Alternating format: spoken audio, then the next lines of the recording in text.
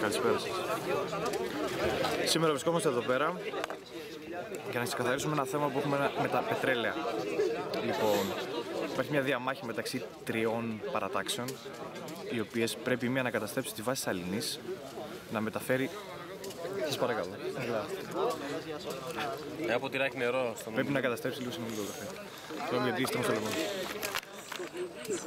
Νεράκι, ευχαριστώ πολύ. 1,5 μέτρο. Λοιπόν, Και 4,5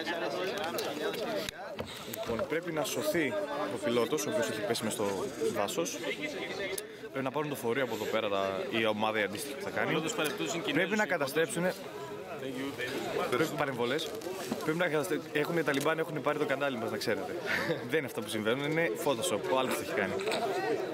Λοιπόν, πρέπει να πάρουν τα κριτικά για να καταστρέψει κάθε μία βάση την βάση των αντιπάλων. Το 4 θα το πάρεις, να μπαίνουμε σε κανένα λεπτό. Σας παρακαλώ πολύ, κάτω εσείς. Πώς παίζει κανένα κόκκινο μπανί. Κανένας.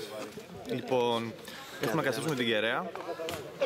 Τα πράγματα θα γίνουν πολύ δύσκολα για τις τρεις ομάδες.